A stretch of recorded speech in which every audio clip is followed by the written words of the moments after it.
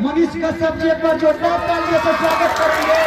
पिछले साल ही नवयुवक छठ पूजा समिति के मंच से इनके छोटे भाई यहाँ पे आए थे, आप लोग देखे थे और वादा करके गए थे कि अगर मनीष कश्यप जी जैसे ही बाहर आते हैं तो जिला चंपारण की गौरव नवयुवक छठ पूजा समिति के मंच पे आएंगे और वो देवी ताली बाजे।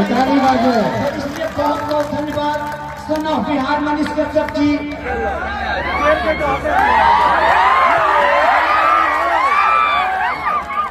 आप लोगों को धन्यवाद देना चाहता हूं। आप सभी के कारण जो है मनीष कश्यप यहां तक पहुंचा है। अगर आप लोग नहीं होते तो शायद मैं यहां तक नहीं पहुंचता।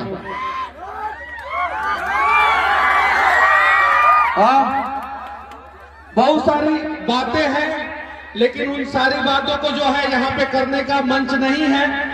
राजनीतिक बातें यहाँ पे मैं नहीं करूंगा, लेकिन मैं इतना जरूर कहूंगा कि आज मैं जेल से बाहर हूं।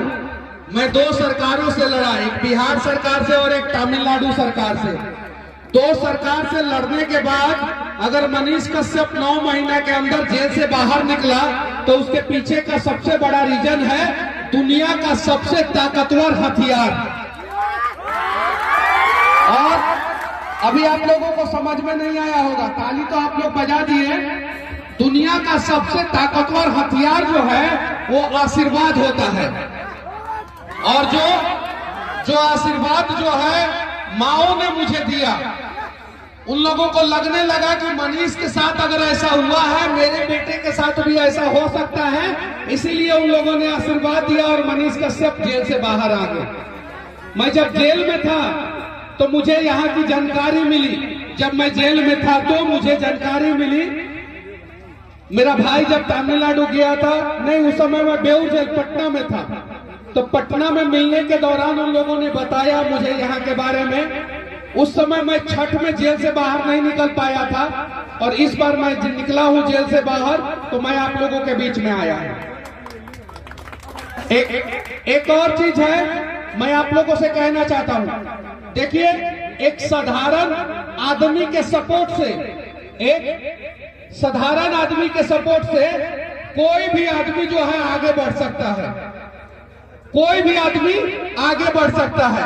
हम लोगों को साधारण लोग कहा जाता है, मध्यम क्लास गरीब फैमिली के लोगों को साधारण लोग कहा जाता है। आप लोगों के सपोर्ट के वजह से मैं यहां तक पहुंचा। अगर आप लोग नहीं होते तो मैं यहां पे नहीं होता। एक मनीष कश्यप को सपोर्ट करके आप लोगों ने यहां तक पहुंचाया है। उम्मीद है कि आगे भविष्य में आप लोग जो है, कोई भी लड़का अगर समाज के लिए, देश के लिए, राज्य के लिए, ब्लॉक के लिए, अनुमंडल के लिए, वार्ड के लिए, पंचायत के लिए अगर बात करें तो आप लोग सपोर्ट कीजिए, उसको कीजिएगा ना सपोर्ट। विनय भैया यहाँ पे मंच पे हैं, मैंने इनका 4-5 इंटरव्यू किया है और भैया खुल के बोलते हैं। मैं सरकार के बारे में भी जब इनसे पूछता था तो सरकार के बारे में भी खुल के बोल देते थे। भैया आवाज चेंज हुआ कि नहीं? हो गया ना? अभी आवाज के बारे में भी मैंने इनका इंटरव्यू लिया था तो इन्होंने खुल के बोला था। विनय भैया, इनको आप लोगों ने नेता बनाया सबसे पहले, याद है ना? सही बात है कि नहीं है? बनाया ना आप लोगों ने? बनाया कि नहीं बनाया? तो आप लोग सबसे ज्यादा ताकतवर हैं, ये एहसास होना चाहिए। और अगर आप लोगों ने सही जगह पे सही तरीके से सही आदमी को आगे बढ़ाया ना, तो आदमी आगे बढ़ के समाज के लिए, देश के लिए काम करता है। और छठ पूजा से हमें सीखना चाहिए। छठ पूजा जब आता है ना तो 365 दिन में 7 दिन बिहार से जातिवाद जो है नदी में जाके डूब के खत्म हो जाता है। वो जब तक छठ पूजा रहता है तब तक बिहार में जातिवाद नहीं रहता है। घाट पे हम लोग एक साथ बैठ के पूजा करते हैं और पूछते नहीं है कौन सी जात के हो तुम। सही है कि नहीं है? साथ में बैठ के पूजा करते हैं कि नहीं? पूजा करते हैं, करते हैं ना। और पूरे धरती का सबसे टफ पूजा होता है छठ पूजा, होता है ना? होता है कि नहीं होता है? कितना त्याग करना पड़ता है, कितना तपस्या करना पड़ता है छठ पूजा के लिए, करना पड़ता है ना। और ये 7 दिन हम लोग जातिवाद त्याग देते हैं दीपावली से बाद और छठ के 2-3 दिन बाद तक। अगर हम लोगों ने बिहार से जातिवाद को खत्म कर दिया तो मैं दावे के साथ कहता हूं कि देश का नंबर 1 राज्य बिहार जो है 10 साल के अंदर बन जाएगा। पूरे देश का नंबर 1 राज्य बन जाएगा। लेकिन इसके लिए सबको प्रयास करना होगा, आपको, हमको, हम सबको। अगर सबने प्रयास किया तो हम लोग बदल देंगे। जब मैं आ रहा था ना तो मेरे साथ कुछ हरियाणा के 2 लोग थे। उन लोगों ने बोला क्या कि कहां जंगल में मनीष भैया लेके चल रहे हैं। हम बोले कि चलिए, कोई दिक्कत नहीं है, जंगल हो या कहीं भी हो, बिहार में कहीं भी चलेंगे हम सभी सुरक्षित रहेंगे। और किसके दम पे सुरक्षित रहेंगे? आप लोगों के दम पे। सही है कि नहीं है ना? आज कोई गार्ड के बिना मैं घूमता हूं, कोई गार्ड नहीं है ना, कुछ नहीं है। आप लोगों के बीच में जहां बुलाते हो वहां मैं चला आता। बस ऐसे ही आशीर्वाद बनाए रखिए। और अगर मैं गलत हूं तो मेरा साथ मत दीजिए, किसी सही आदमी का साथ दीजिए, किसी भी सही आदमी का साथ दीजिए। एक और चीज मैं यहां से बोलूंगा, अभी तक किसी मंच से मैंने ये बात नहीं बोला, किसी भी मंच से मैंने ये बात नहीं बोला। मैं भारतीय जनता पार्टी ज्वाइन कर लिया 2024 में चुनाव के समय में। बहुत सारे लोगों ने सवाल किया कि मनीष क्यों किया ना, बहुत सारे लोगों ने सवाल, बहुत सारे लोग नाराज भी हो गए, बहुत सारे लोग नाराज भी हो गए। लेकिन मुझे लगा, मेरे सारे इष्ट मित्रों को लगा, दोस्तों को लगा, क्योंकि मेरे पीछे बहुत बड़ी साजिश हो रही थी। उन लोगों को लगा कि आप पार्टी ज्वाइन कर लीजिए और पार्टी के साथ मिलकर आप काम कीजिए, बहुत अच्छा काम कीजिएगा। और मैं प्रयास कर रहा हूं, अगर मेरे से कुछ गलती हो जाए तो मैं आप लोगों से माफी चाहता हूं। मैं इतना ही कह सकता हूं। और बाकी अगर किसी का मैंने दिल दुखाया हो 2024 के चुनाव के समय में, तो मैं उन लोगों से एकदम तहे दिल से माफी चाहता हूं। लेकिन एक और चीज मैं बोल देना चाहता हूं, कल छठ था, आज खत्म हो गया। मेरे ऊपर आरोप लगा, कुछ लोगों ने कहा 2 करोड़ रुपया लेके बैठ गया, कुछ लोगों ने कहा 3 करोड़ रुपया लेके बैठ गया, कुछ लोगों ने कहा 4 करोड़ रुपया लेके बैठ गया, कुछ लोगों ने कहा 5 करोड़ रुपया लेके बैठ गया। आरोप लगा ये मेरे ऊपर। मैं अपनी माँ का कसम खा के बोल रहा हूँ और मैं छठी मैया का कसम खा के बोल रहा हूँ, मैंने संजय जायसवाल जी से 1 रुपया नहीं लिया। मैंने संजय जायसवाल जी से 1 रुपया नहीं लिया है, 1 रुपया नहीं लिया। आरोप लगेगा, राजा रामचंद्र जी पे भी आरोप लगा था ना।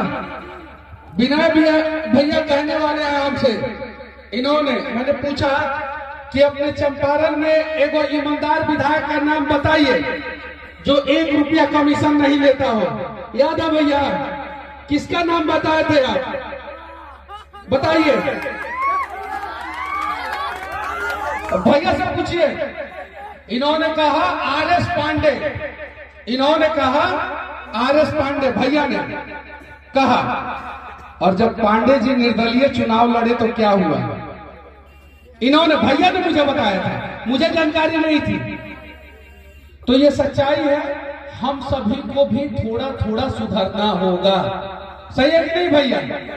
भैया सही है कि नहीं है? आज छठ के समय में दिक्कत होता है कि नहीं? जब हम लोग घर आते हैं तो होता है ना। सरकार ने इस बार सबसे ज्यादा ट्रेन बिहार के लिए चलाया। इतना ट्रेन कभी भी जीवन में नहीं चला था, कभी भी नहीं चला था इतना ट्रेन। इतना ज्यादा ट्रेन जो है बिहार के लिए दिया गया, उसके बावजूद भी दिक्कत हुआ कि नहीं हुआ? हुआ ना। तो हमें बिहार को बदलने की जरूरत है। और जिस दिन हम लोगों ने अपने बिहार को बदल दिया ना, उस दिन जो है ट्रेन में जो है हमें दिक्कत नहीं होगा। इतना सारा ट्रेन, इतना सारा flight, special train, Vande Bharat को भी जो है वो लोकल बना के दिल्ली से और मुंबई से दौड़ा दिया गया। इतना स्पेशल ट्रेन दे दिया गया और तब वो लैट्रिन में, शौचालय में जो है वो संख्या भरा हुआ था। इसके लिए कोई नेता दोषी थोड़ी है। हम लोग नेता को कब तक गरियाते रहेंगे? किसी भी पार्टी को क्यों गरियाएंगे? इसके लिए हम लोगों को भी सुधारने की जरूरत है। सुधारने के लिए तैयार है? कौन कौन तैयार है? हम एक विनती करेंगे आप लोगों से भैया, एक विनती, दोनों हाथ उठा के आप लोग आश्वासन दीजिएगा, दोनों हाथ उठा के, और मैं कहूंगा जो बात वो आप लोगों को कहना होगा। कहिएगा ना? कहिएगा ना भैया? भरोसा है तो एक बार कह के देखिए। हम सभी जोर से बोलिए, आवाज बहुत सारे लोगों को नहीं आ रहा है, प्लीज मैं विनती करना चाहता हूं। हम सभी बिहार के लोग जातिवाद को त्यागते हैं। हम लोग जीवन में कभी भी जात के नाम पे वोट नहीं देंगे। आप लोगों को भी कहना था, आप लोगों को भी, आप लोग चाहते हैं ना कि आप लोगों का बच्चा का भविष्य बने? चाहते हैं कि नहीं चाहते हैं? चाहते हैं ना? तो फिर से एक बार कहिएगा, आप लोग भी हाथ उठाइए, हाथ उठाइए। हम सभी बिहार के लोग जातिवाद को त्यागते हैं और आज के बाद से कभी भी जात के नाम पे वोट नहीं देंगे। हम लोग काबिलियत के नाम पे वोट देंगे।